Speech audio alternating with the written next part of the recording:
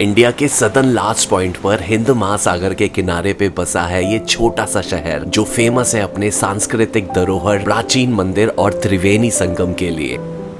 North India के रहन सहन, आर्किटेक्चर और खान पान से बिल्कुल अलग इस जगह पर मैं आम यात्री आपको लेके चल रहा हूं।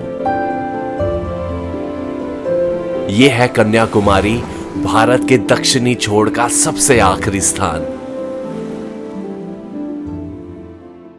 पर रुको, क्योंकि ये कहानी हम शुरू करेंगे दिल्ली के निजामुद्दीन रेलवे स्टेशन से, जहां से ली मैंने दिल्ली से कन्याकुमारी की ट्रेन। और जिंदगी में पहली बार इतनी लंबी ट्रेन जर्नी के लिए मैं पूरी तरह तैयार था, खाते पीते और सोते हुए इस जर्नी को पूरा करने के लिए। 2 दिन के इस सफर में हमने शुरुआत की दिल्ली से और फिर उत्तर प्रदेश, मध्य प्रदेश, महाराष्ट्र से होते हुए हम पहुंचे तमिलनाडु और आखिर में हमारी मंजिल थी कन्याकुमारी।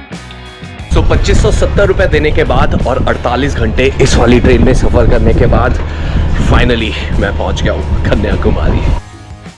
तो जो मेरा होटल था वो जो रेलवे स्टेशन है वहां से सिर्फ 900 मीटर दूर था, तो सुबह सुबह चलने से अच्छा क्या ही हो सकता है। 2 वहाँ पे ऑटो खड़े हुए थे, बहुत सारे, आप ऑटो ले सकते हैं। अंशुल, तेरा एक्सपीरियंस कैसा था ट्रेन का? It was a fab experience. तो ये जनाब है अंशुल जो इस ट्रिप में मेरे साथ है। और यहाँ ये थोड़ा झूठ बोल गया क्योंकि शुरू में तो ये ठीक था, बट 2 दिन की जर्नी में ये बहुत परेशान हो गया था। So this is our hotel Temple City. सुबह के बजे हैं 4:30-5। आई डोंट थिंक सो कि अभी चेक इन मिलेगा, but still let's go inside and let's ask. चलो। तो बाबा जिसका डर था वही हुआ है, होटल में चेक इन नहीं मिला है क्योंकि वहाँ का जो चेक इन टाइम है वो है 12 बजे। अभी मौके का पूरा फायदा उठा रहे हैं हम, मतलब जबरदस्ती उठाना पड़ रहा है मौके का, हमें फायदा हो इसलिए क्योंकि होटल में तो जा नहीं सकते। तो सनराइज हम देख सकते हैं। तो यहाँ पे एक सनराइज पॉइंट है, we are just going there. 800 metre का वॉकिंग डिस्टेंस है और जो कन्याकुमारी है वो बहुत ही ज्यादा छोटा है, तो यहाँ पे आपको कहीं पे भी जाना है तो आप वॉक करके जा सकते हैं, अगर आपका होटल जो बीच रोड आप माने वहाँ पे आपने लिया है तो। So it's nearby, so let's go and check that sunrise point. उस टाइम बजे थे सुबह के 5 और सनराइज का टाइम था 6:30 बजे का। तो चाय का एक कप लिया और इंतजार किया वहीं पर बैठकर रोशनी होने का। मैंने इंडिया और इंडिया से बाहर कितने ही सनराइज देखे थे, पर जितने लोग यहाँ सनराइज देखने आए थे उतने आज तक कहीं पे भी नहीं देखे थे। तो बाबा finally I am at the sunrise point और मैं आपको झूठ नहीं बोलूंगा, जो ये सनराइज पॉइंट है इतना वहाँ से लोग की भीड़ है और यहाँ से आते आते ये जो एक्चुअल में सनराइज पॉइंट है वहाँ पे एंड में जाके लोग सनराइज देखते हैं। आई एम नॉट श्योर कि वहाँ जाना चाहिए कि नहीं जाना चाहिए, बट इतने सारे लोग हैं। आई वाज नॉट एक्सपेक्टिंग कि भाई इतनी भीड़ होगी सनराइज के लिए। पर भीड़ हमें कैसे रोक सकती थी बाबा। तो लोगों के बीच से होते हुए हम पहुंचे सनराइज पॉइंट पर और बाकी लोगों की तरह हमने भी थोड़ा और इंतजार किया सनराइज होने का। और 5 बजे से जिस सनराइज के लिए हम यहाँ थे वो पल फाइनली आया और उस सुबह सूरज कुछ अलग ही सुंदर था, कुछ अलग ही तेज था। So finally, star of today's morning, अपना sun, and it's looking really beautiful.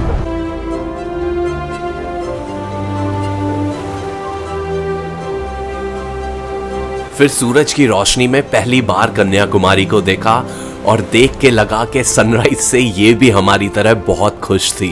So बाबा ये इंडिया का सदर्न लास्ट पॉइंट है जहाँ से आप सनराइज एंजॉय कर सकते हैं। Just look at this place, it's really beautiful. और इसके बाद इंडिया खत्म हो जाता है and it's absolutely gorgeous place. और अगर आप कन्याकुमारी आते हैं तो यहाँ सनराइज देखना बहुत मिलेगा और उसको बिल्कुल भी मिस मत करिएगा। भीड़ बहुत ज़्यादा होगी but still it's really good. अगर आपको जो विवेकानंद रॉक मेमोरियल है वहाँ जाना है तो उसके लिए ये इतनी सारी लाइन है और वहाँ से जो है फेरी मिलती है और फेरी ले जाती है आपको रॉक आइलैंड में। And just look at this whole lane, यहाँ से पूरी वहाँ और यहाँ से पूरा यहाँ तक बहुत ज़्यादा भीड़ है। एटलीस्ट 2-2.5 घंटे आपको लग सकते हैं पूरी लाइन में, उसके बाद जाके आपको फेरी मिलेगी। और अभी तो सुबह के 7:45 बजे, 8 बजे जो फेरी ऑफिस है वो ओपन होता है, उसके बाद ये सारे लोग जाएंगे। अगर मेरे को कल जाना है मॉर्निंग में तो 2-2.5 घंटे मेरे को पहले से ही खड़ा होना पड़ेगा, नहीं तो कोई चांस नहीं होगा, कोई भी चांस नहीं है। अभी फिर से होटल की तरफ जा रहे हैं बिकॉज सुबह तो चेक इन मिला नहीं था। आई होप कि अभी मिल जाए। इस होटल में मैंने रूम बुक करा था, होटल टेम्पल सिटी। वहाँ पे तो 12-1 बजे से पहले चेक इन नहीं मिल रहा था, तो उन्हीं का ही एक और होटल है यहाँ पे बिल्कुल उसके पास 100 मीटर दूर, और उन्होंने ऑब्लाइज करके हमें वहाँ पे अभी चेक इन दे दिया है। And it's equally good, same group का ही है, जो टेम्पल सिटी ग्रुप है उसी का ही है। And this is the hotel, जो ये होटल है AR residency. Let's go. So this is our room at AR residency. और अंदर घुसते ही यहाँ पे कवर्ड है, यहाँ पे आप अपना सामान रख सकते हैं। शेल्फ नहीं बनी हुई यहाँ पे, तो फिर थोड़ा सा मुश्किल होगा सामान रखने के लिए। उसके अलावा यहाँ पे आप अपना लगेज रख सकते हैं, जैसे मैंने रख दिया है। यहाँ पे बिल्कुल इनका बाथरूम है। Bathroom is like really big and clean. बड़ा सा मिरर लगा हुआ है और ये भी काफी ज्यादा साफ इन्होंने करके रखा हुआ है। और बाहर निकलते ही there is this big mirror जहाँ पे आप अपना ड्रेसअप वगैरह कर सकते हैं। And this is the main room. यहाँ पे एक सोफा है, टेबल है, आराम से बैठने तो यहाँ बैठ सकते हैं। उसके बाद ये डबल बेड, एसी, टीवी भी है यहाँ पे। उन्होंने 2 बॉटल्स पानी के लिए दिए है। एंड जो ये विंडो है, यहाँ से बाहर का view, it's city view. And जो ये होटल है मेरे को पड़ा है 3600 फॉर 2 नाइट्स, 2 लोगों के लिए, जो कि बहुत ज्यादा सस्ता है। इसके अंदर ब्रेकफास्ट इंक्लूड नहीं है, बट ओवरऑल अगर हम रूम को देखेंगे तो इट्स रियली गुड। और अगर आप वीकेंड पे आ रहे हैं तो ये जो होटल्स हैं आपको बहुत ज्यादा महंगे पड़ेंगे। वीकेंड पे 10,000 तक आपको ये 2 रातों के लिए होटल मिलेगा, और वही वीकडेज पे सिर्फ 3600 रुपए में आपको 2 नाइट ये होटल मिल जाएगा। उसके बाद होटल में कुछ घंटे आराम करके मैं निकल गया कन्याकुमारी एक्सप्लोर करने। तो बाबा कन्याकुमारी की जो 2 सबसे फेमस जगह है, एक तो है देवी कुमारी का टेम्पल और दूसरी जगह है जो विवेकानंद रॉक मेमोरियल है। वो दोनों जगह आप जा सकते हैं फर्स्ट डे अगर आप कन्याकुमारी आ रहे हैं। और जो मेरा होटल था और वहां से जहाँ से फेरी मिलेगी सिर्फ 2-3 मिनट का वॉकिंग डिस्टेंस है। So we are just going to this rock memorial. और जो मंदिर है वो कल मॉर्निंग में जाएंगे। अभी तो मेरे को लग रहा है भीड़ भी थोड़ी कम है, बिकॉज अभी थोड़ी गर्मी है तो लोग थोड़े कम है। It's almost 3:30 now. So let's go and check this Vivekananda rock memorial and this Thiruvalluvar statue. सुबह की भीड़ से बिल्कुल अलग यहाँ हम सिर्फ 5 मिनट लाइन में लगे और बिना किसी दिक्कत के अंदर आ गए। तो बाबा यहाँ पे 2 टिकट्स हैं, एक है 75 रुपीज की जो जनरल टिकट है और एक है 300 रुपी की टू एंड फ्रो। 75 रुपी वाली भी टू एंड फ्रो है, जिसकी लाइन ये है और जो बहुत ज्यादा टाइम ले रही है। टाइम की तो थोड़ी सी कमी है, तो मैं ये ले रहा हूँ स्पेशल टिकट जो कि 300 पर पर्सन है। एंड इसकी लाइन ये बिल्कुल छोटी सी है, यहाँ से आप लेके टिकट जा सकते हैं। अगर आपके पास टाइम है, यू हैव टाइम, तो फिर आप इस वाली लंबी लाइन में लग के 75 रुपी का टिकट लीजिए। But for now I am taking this 300 rupee वाला ticket. 75 rupee one boat and this 300 rupee boat. Is there any difference between both? Same only timing that you'll skip the line and then you'll take the boat. Okay, thank you. वही जो मेरे को लग रहा था, कोई भी difference नहीं है, वही आपको बोट मिलेगी। बट अगर आपके पास टाइम है तो आप 75 रुपी वाली ही बोट लेना, 300 खर्च करने की जरूरत नहीं है। टिकट्स चेक करने के 15 से 20 मिनट के बाद हमने लिए लाइफ जैकेट्स और बैठ गए फेरी पर। चलो चलो चलो चलो। और 10 मिनट की फेरी राइड के बाद हम थे विवेकानंद रॉक मेमोरियल पर, और यहाँ पर आकर आपको लेनी होती है 30 रुपए की एंट्री टिकट।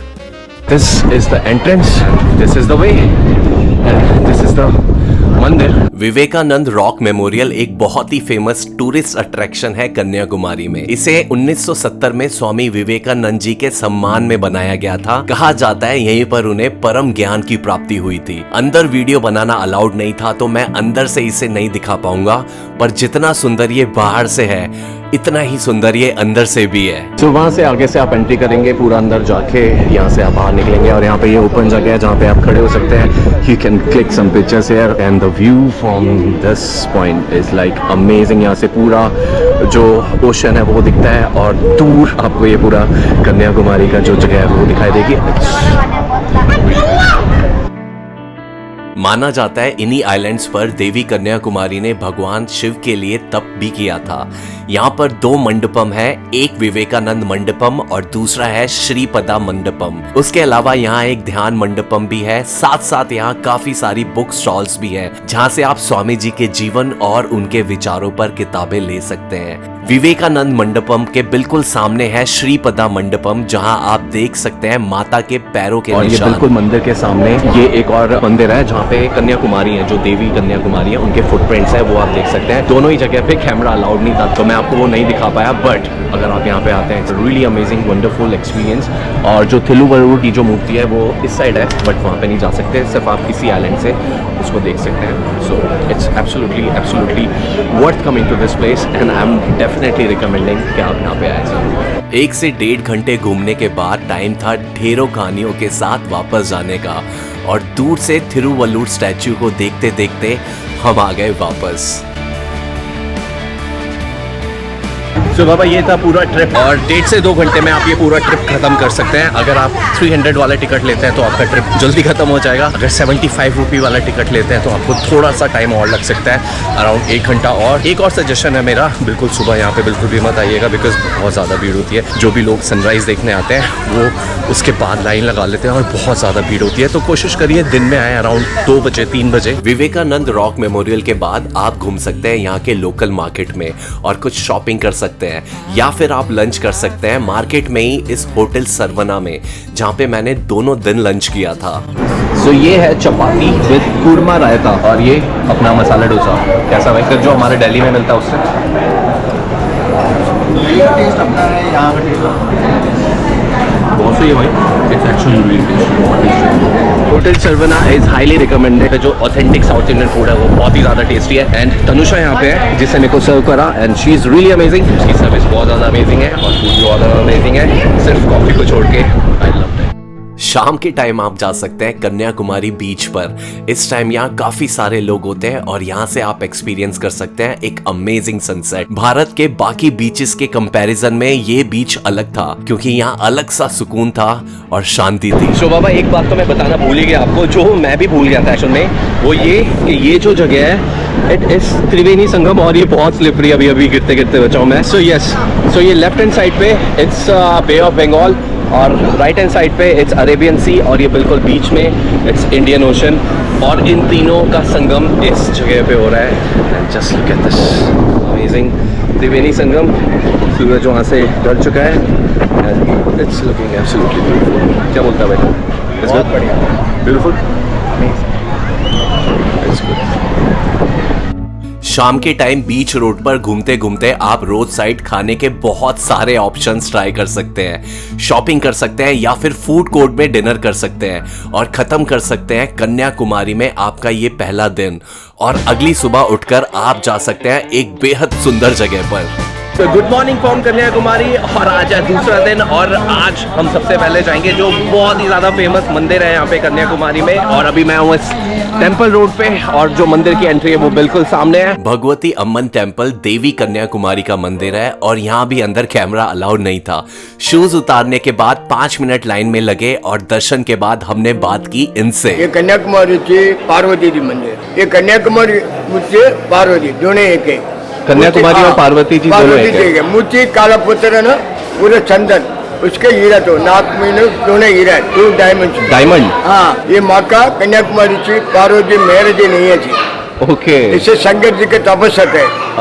इसे स्वामी विवेकानंद है ना, एक के तपस्या है, शंकर बने एक के तपस्या। तो ये मंदिर बना तो परशुराम जी बने, 3 साल को बना तो ये नवग्रह है, इसे नागराज तो ओके। इसे मेन मंदिर कन्याकुमारी है। कितना ओल्ड, हाउ ओल्ड? अब ये 3000 3000 हाँ 3000 ईयर ओल्ड। यस। जहाँ पे जो एंट्री है मंदिर में 3 तरह की है, एक जनरल एंट्री है और एक है 20 रुपए देके आप एंट्री कर सकते हैं, पर उन दोनों में बहुत ज़्यादा भीड़ थी। थर्ड जो ऑप्शन है वो 100 या 200 रुपीज़ आपसे लेंगे और डायरेक्ट आपको पीछे वाले रास्ते से मंदिर ले जाएंगे। तो आप ये तीनों ऑप्शन में से कोई भी ऑप्शन जो आपको ठीक लगे आप वो कर सकते हैं। और अभी हम मंदिर के बिल्कुल बाहर है और यहाँ से जो व्यू है आप देख ही सकते हैं। फ्रंट साइड पे त्रिवेणी घाट है जहाँ पे हम कल शाम को गए थे, वहाँ पे जो दर्शन करा it was like really divine. जब आप यहाँ पे आएंगे तो आपको खुद वो फील होगा, अब मेरा दिखाने से या मेरे कहने से आप बिल्कुल भी वो फील नहीं कर पाएंगे। कन्याकुमारी 51 शक्तिपीठ में से एक है और पूरे भारत से लोग यहाँ देवी के दर्शन के लिए बड़ी श्रद्धा और आस्था के साथ आते हैं। दर्शन के बाद मैंने लिया ऑटो वट्टाकोटाई फोर्ट के लिए, और इस ऑटो में अभी हम जा रहे हैं वट्टाकोटाई फोर्ट है जो यहाँ से 6 से 7 किलोमीटर दूर है, जो मेन एरिया है ये। जो ऑटो वाले भैया उन्होंने चार्ज करा है 250 रुपीज़ वहाँ पे जाने के लिए, और उतना ही पैसा वहाँ से वापस आने के लिए मेरे को देना पड़ेगा। तो I think it will going to take around 20 odd minutes and वहाँ पहुँचते हैं, then I will show you that amazing thing. So let's गो।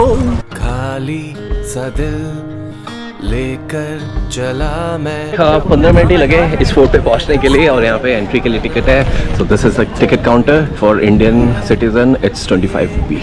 रिवायत के हूँ मैं खुद से भी थोड़ा खफा। तो बाबा दिस इज वट्टाकोटाई फोर्ट और ज़्यादा बड़ा नहीं है, सिर्फ यहाँ से लेके यहाँ तक है, यही एरिया है बस इस फोर्ट का। और जो वट्टाकोटाई है, वट्टा से ये डिराइव हुआ है, जो तमिल वर्ड है, इसका मतलब है सर्कल।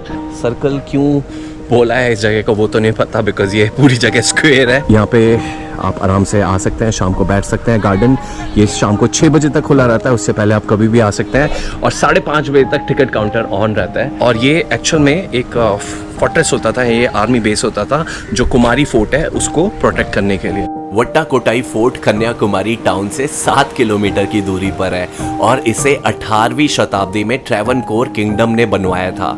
ग्रेनाइट ब्लॉक से बना ये फोर्ट आज एक प्रोटेक्टेड साइट है अंडर इंडियन आर्कोलॉजिकल डिपार्टमेंट। एक तरफ समंदर और दूसरी तरफ वेस्टर्न घाट आप यहाँ से देख सकते हैं। कन्याकुमारी कहने को एक छोटा सा टाउन है, बट यहाँ का सिग्निफिकेंस बहुत बड़ा है। बहुत सी कहानियों का हिस्सा रहा है ये, और आज मेरी कहानी में भी इसका जिक्र आ गया।